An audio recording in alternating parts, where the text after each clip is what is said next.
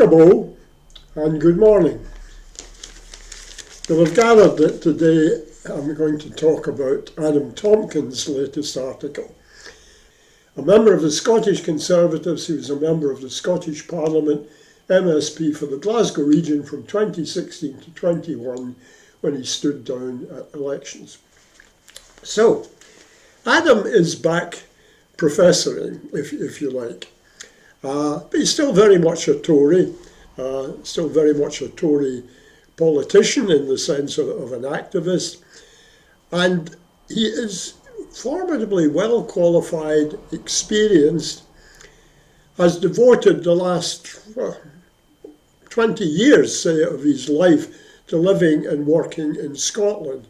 So in my definition, in the definition of nationalist, he's a new Scot.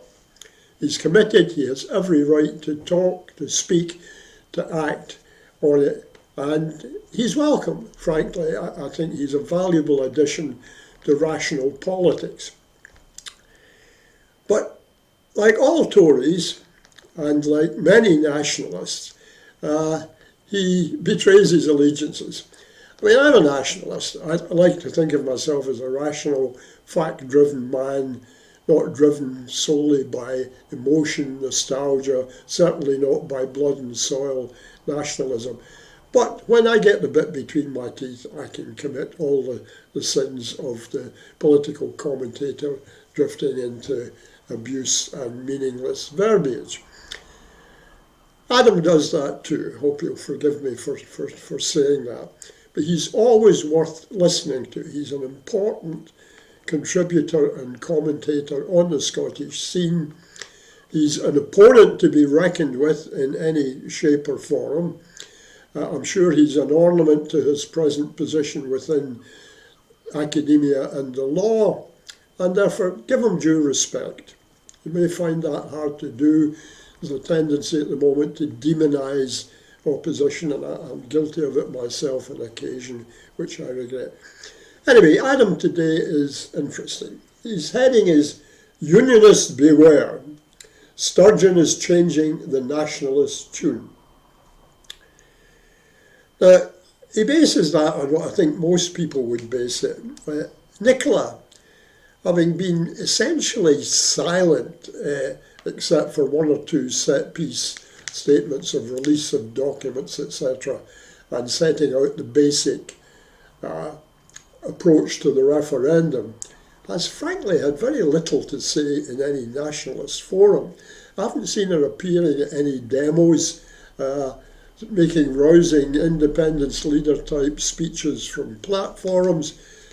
She hasn't said anything that gripped me, and when I said Nicola, that absolutely encapsulates the state of the independence movement at the moment. However, Nicola, and again I ask forgiveness from somebody, forgive me for saying, she is a bit addicted to celebrity. She's a woman of her time. She was a young woman of her time when she entered politics, and now she's a mature 50-something just woman. But she is very fond of getting on the sofa opposite a celebrity, whether it was the star of Borgen or one person or another on fringe sofas, even with her opponents, and most recently with Brian Cox, that star of stage and screen, who is very definitely a Scot and very definitely a Scottish nationalist. I use that word in no sense of reluctance or embarrassment. I am a Scottish nationalist. I'm a nationalist because I believe on the Scottish state being based on the Scottish nation, the ancient nation. I do not regard it as a pejorative term. I realise there are ugly faces of nationalism, and currently and formally throughout the globe, but Scottish nationalism is not of that ilk. So let's see what Adam has to say. Well, he starts off, interestingly, by saying, when Nicola Sturgeon says that she feels partly British as well as Scottish, When the SNP leader in Westminster, Ian Blackford, says he loves the House of Commons and has a good number of Tory friends there. And when Stephen Noon, the architect of Yes Scotland's campaign in 2014, says that the SNP should compromise on independence, you know something is afoot. Now, the something that's afoot, of course, is I regard, and I speak only for myself, Nicola's statements on fringe sofas, whether it's to Ian Dale or in some respects to Brian Cox, at best can be described as relaxed and unguarded, and at worst profoundly misjudged. When a nationalist movement is facing one of its great confrontations and one of its most testing times, when the political and international global situation is uniquely threatening, whether it's from climate change, from the threat of nuclear war and escalation from Ukraine or Taiwan, or whether it's the looming terrifying cost of living crisis, which may produce major social instability in our country. And one omen of that is that we may be heading for a general strike. I hope not, but there are many signs there, and some are actively calling for it. When all of that happens, the First Minister, forgive the French, shouldn't be farting around at the fringe, smiling archly at various celebrities and picking up her cue, not from any great corpus of thought about the independence movement, but from what they're saying to her. She's reacting, and reacting in that context is very dangerous. So Adam and many other unionists have latched onto this, saying, well, they might. I mean, what nationalist movement wants to hear two of its key leaders, its FM and its leader in Westminster, say that they feel British and they love the House of Commons and boast of their Commons Tory friends? If you believe it was just a blab, an inconsidered statement, that's one thing. If you believe that a politician never lets a word leave their lips which is not signalling something perhaps obliquely, then it's a very different matter. And Adam, as I would have done in his position, seizes on this and takes that position. But from there on in, he can't resist the old pejorative terms. A very influential book to me and for many, many people of my generation and of subsequent generations, and in a reprint by The Sun, was a book called Straight and Crooked Thinking by Robert Thullis. I can honestly say, as a young man, it set me on the first beginnings of critical examination of statements, of what people say, of the nature of argument and the nature of my responses. Now, I'm no lawyer. I wasn't trained in the iron disciplines of the law like Adam, but I think I can think reasonably straight, and when I restrain myself, emotion-free, and with a reasonably human attitude towards my opponents, who in most cases are not my enemies. Adam jumps in. What does he quote? Paragraph 2. It's not about what the Cybernats fear. Now, the Cybernats is obviously an ancient term. It conjures up Doctor Who and the Cybermen and terrifying scenes coming over the horizon of these strange creatures. So the Cybernats were much in vogue from 27 on, as the online community found its voice in blogs, in Twitter, and in various other means. And I was one of them. I was one of the early ones, and rejoiced in the term Cybernat, because quite simply it was a simple factual description. It was a nationalist activist supporter who operated in cyberspace, which even then was limited, but now is it's the place where we all operate, from the mobile phones in our pockets, from our tablets, from our multiple smart screens, from our Facebook accounts if we have one, and I don't and never will again. Cyberspace is where we're at. It's where the future at. It's where a large part of politics is conducted. So I think if you throw an epithet, try and find one that's a bit more pointed and relevant than that, Adam. So he's saying this is no nationalist concession by Nicola. However, it's an unmistakable sign that the nationalists are reorganising, resetting their approach, readying themselves for what promises to be a busy, active, fast-moving autumn. So this is the old cry of the generals of either side during the phony war. Beware of our opponents, they're moving their troops together. I wish to hell he was right about the fact that the unmistakable sign that the nationalists are reorganising, resetting their approach, readying themselves for what promises to be a huge, busy, active, fast-moving autumn. Well, these are all the things I hope the nationalist movement would do and what it would be. Frankly, I see little signs of that at the moment. It may be that the summer lull till the Parliament's resumed. Let's hope there's better. That's what Adam sees. Here he goes again. For some time, the nationalists have divided into three broad camps. And when the unionist says that, you know exactly what's coming. First, there are the smart ones. Coded message, the smart nationalists, as far as unionists are concerned, are the ones that don't want a referendum anytime soon, that are in favour of delay, extremely cautious, would never do anything rash, such as taking specific action or defying something done by the Westminster government. It's the smart ones are the unionist kind of nationalists. There was a name for that in the time of the slavery, but I won't go into it. So, the unmistakable sign, the fast-moving autumn. The nationalists have divided into three camps. There are the smart ones who know the road to independence is long and that the keys to getting there is patience. Yes, the unionists would like us to be patient infinitely because now is never the time.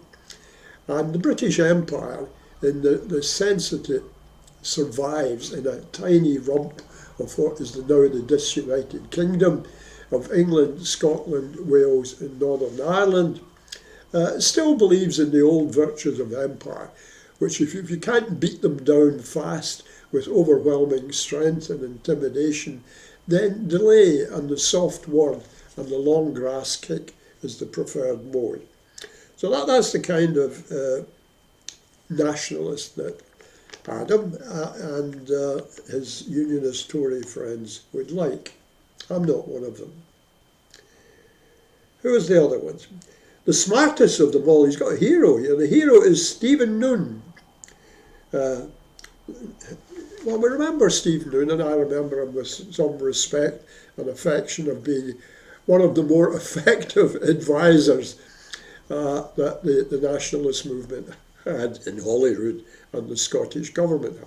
But Stephen has essentially long since departed for pastures new, and we can think of others who followed the same route and, say, founded Charlotte Street Partners. You know, they're in a different game now, as many ex-spin doctors are. They fly into a related area which is much more lucrative and considerably less uncertain than the knockabout of patronage politics in Holyrood, where whether you have a job today or tomorrow depends on whether you have the favour of the powerful politicians who make these appointments. So I don't blame Stephen for that. I don't pay very much attention to what he has to say these days. So that's the other kind. At the other end of the nationalist spectrum sits the angry brigade. Here we get into the coloured terms.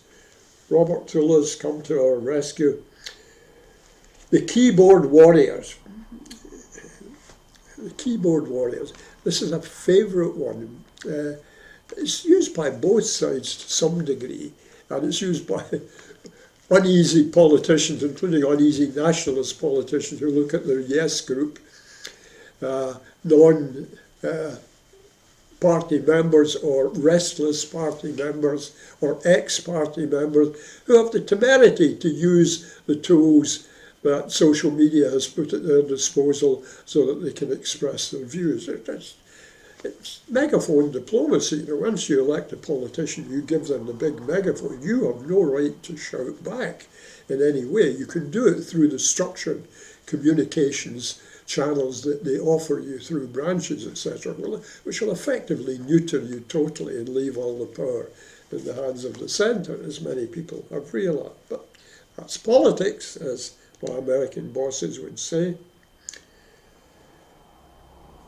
Now, these wicked, angry brigade, cybernats, keyboard warriors, I proudly claim to be in all three categories. Quite happy to be so. What are they up to? They exhibit impatience at every turn. Well, God knows, we should be impatient. We've elected successive governments in 2007, We've given them mandates to do things which they signally fail to do. Alex Salmond did what he was mandated to do. He promised a referendum halfway through his second term, and we got it, and we almost made it. So we have to remember that when all the dust, if it ever settles over Alex's reputation, we've got to remember the pivotal and key role he played in bringing us to the point where we're at. So in Yes Scotland, the cause moved, you will recall, from having 28% support at the start of the campaign to 45% at its end. I can almost feel here that Adam rather belatedly has picked up something I've been tweeting on relentlessly since the 2014 referendum. That it's not the poll situation at the moment that's the one that's the determinant. It's what happens to the polls when a full-blooded campaign against a deadline for the ballot box is launched. That's what matters. And he's right, it was 28%, earlier it'd be 25%, and it rose to 45%, actually peaked at 51%, and then it was killed on the lie, the vow, which promised what the person promising it could not deliver, what was not delivered, and what was never going to be delivered. It settled at 45%, and we lost the 2014 referendum, which up to that time had been a once-in-a-lifetime opportunity. Up to that time. Historically, referendums had been once in a generation, roughly, you could say. Nobody promised, nobody committed, nobody agreed to any time lapse between one referendum and another. There is only one thing, or two things, determine a referendum. One is the will of the people manifested, however they manage to do it, by the ballot box, by their responses to opinion polls, by their actions on the street, by what they say on social media, and their ability to elect a government, even a devolved government, who has the power to call a referendum. That's it, simply. Nothing else. If the people want to have the water tested on how they organise their constitution, however disruptive, however much instability it may temporarily introduce into the system, they have the right to ask for it and to try and get it by democratic means. And that's what I hope we're going to do by next October. If we can't, we have the fallback of the parliamentary election, the first general election, being turned effectively into a de facto referendum. We'll see how all that goes. We know all the uncertainties of it. Adam goes on to talk about Nicola Sturgeon's incredibly tight band of close advisors.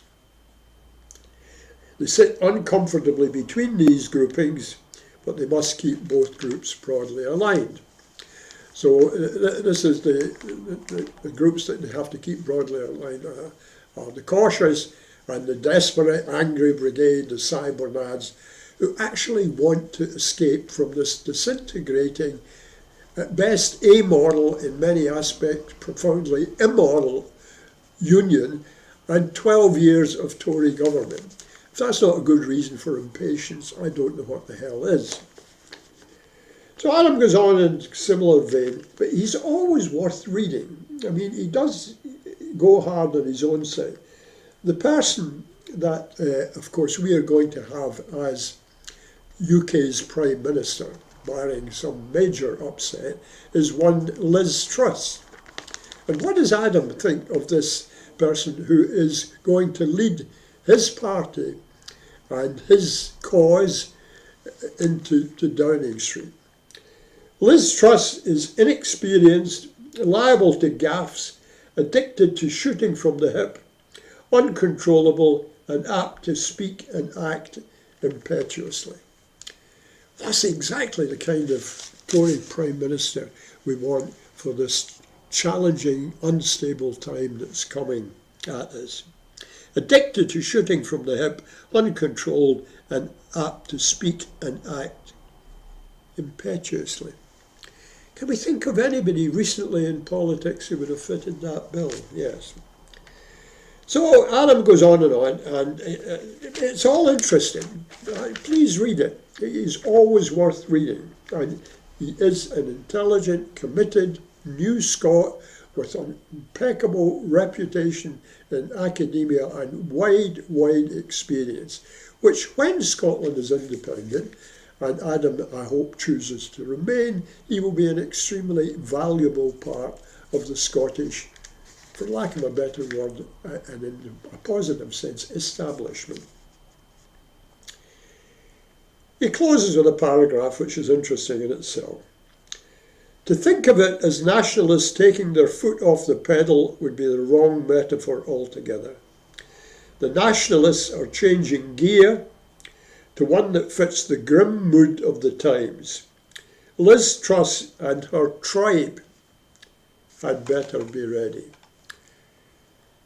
Well, I hope he's right.